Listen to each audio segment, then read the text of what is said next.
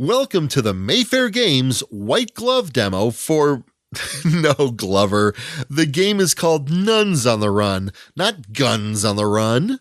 It's a board game about novices in a convent sneaking out at night to fulfill their secret wish.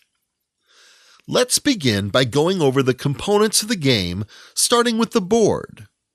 The board represents a grand abbey where the novices live under the tutelage of the abbess and the prioress. There are pathways throughout the building with numbered spaces connected by paths. Players move from dot to dot along those paths. The board includes a turn track, marked with a turn marker and a captured marker, which keeps track of the guards players' captures and how many turns are left in the game.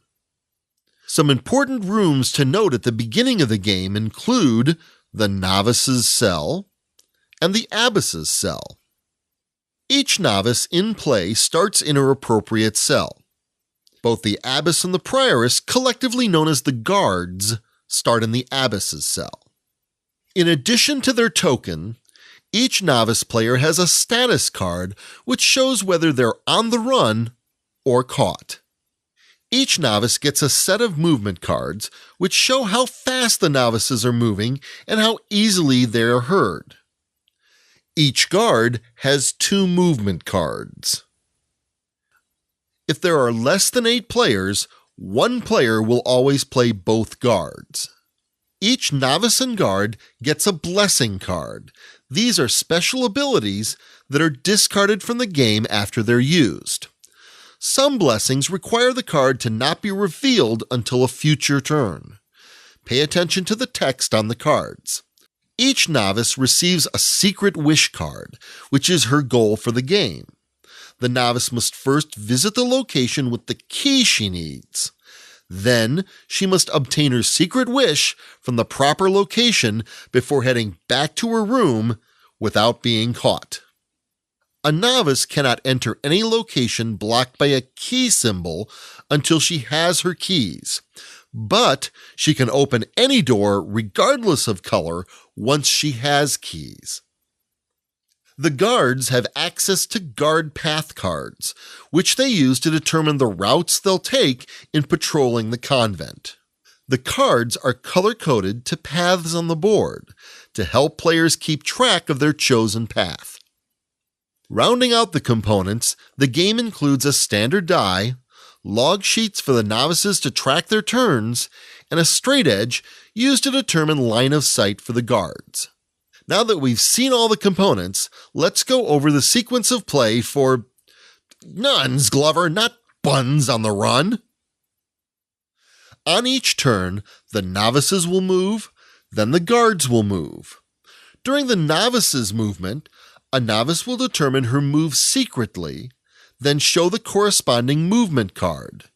There are 4 different novice movement cards. Each card shows how far the novice moved and whether or not there's a modifier to noise rolls. On the first turn, novices get to use their movement card twice. Most novices will want to use their running card on the first move, but it really depends on where your key is. A close key may mean that you can be quieter on your first turn. Novice moves are typically done in secret and are recorded on a log sheet. For your move, record the space you moved to and the number of spaces moved. You'll also write the code for the speed you moved. For reference, all of the codes you may need to know are at the bottom of the log sheet. When you reach your key or your secret wish, write K for the key or SW for secret wish next to the space where you obtained it. Also, it's important to note if you reach the space where you need to pick up your key or secret wish, you must end your move there. If, during your move, a guard sees you, you must move your novice token in plain sight till it is no longer seen. Then, place a vanished token in the last known direction you moved. Let's look at an example.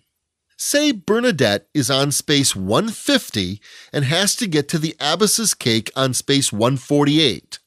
but there's a guard in the chapel who will see her if she moves more than a single space in any direction. Bernadette could choose to run for it, heading to space 128. Bernadette's token would immediately be placed at space 135, then removed when she goes through the door. Then a vanish token would be placed between spaces 135 and 149 to show her last known movement direction. After making a move, show your movement card to the other players. Then, if any of the guards played a walking card on their previous turn, you will roll for noise, subtracting any modifiers you may have. This final number is the distance in spaces the guard can hear the novice. If a novice is close enough to be heard in any direction, the novice player places a noise token next to the guard in the direction of the shortest path to the novice.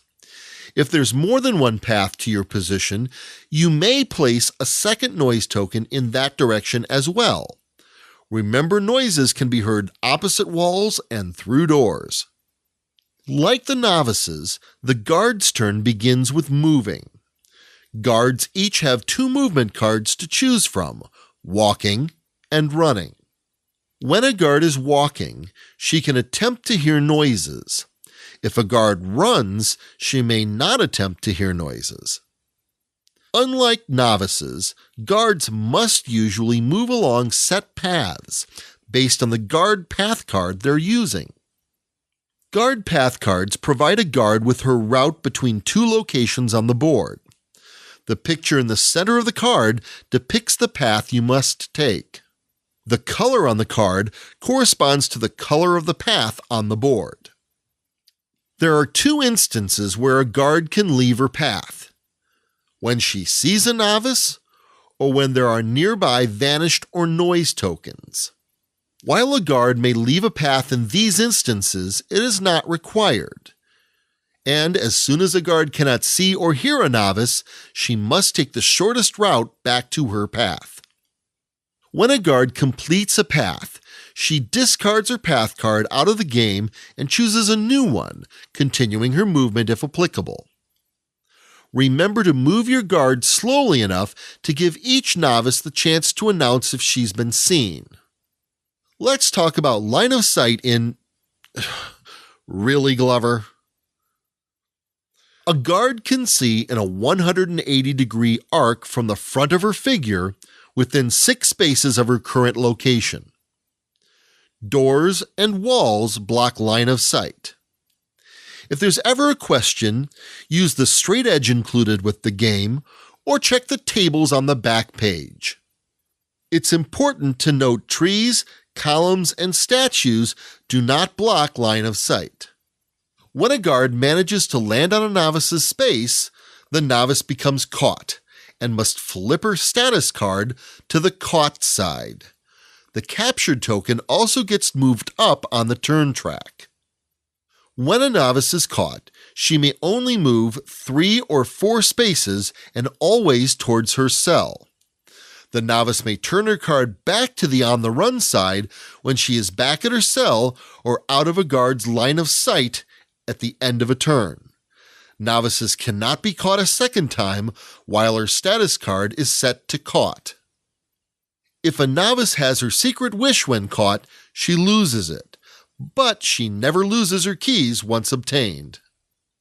After the guards move, remove any noise or vanish tokens left on the board. Then, roll for noises for each guard that walked during their turn. Again, each novice subtracts their modifier from their earlier movement and checks to see if they can be heard. Place noise tokens as before if you are heard. After the guard's turn, advance the turn token along the track. The game is played over 15 turns. If a novice gets her secret wish to her cell, she wins that turn. Ties are broken by whoever was captured least. If the guards accumulate a number of captures equal to the number of total players, they win. If at the end of turn 15, no one has their secret wish in their cell, the guards also win. And that's Nuns on the Run, the game of naughty novices dodging discovery. Oh, is that funny, Glover? Here, try this one on for size. Tons on the puns. I swear it's true you should never work with children, animals, or gloves. If my agent ever thinks he can book me with another one of these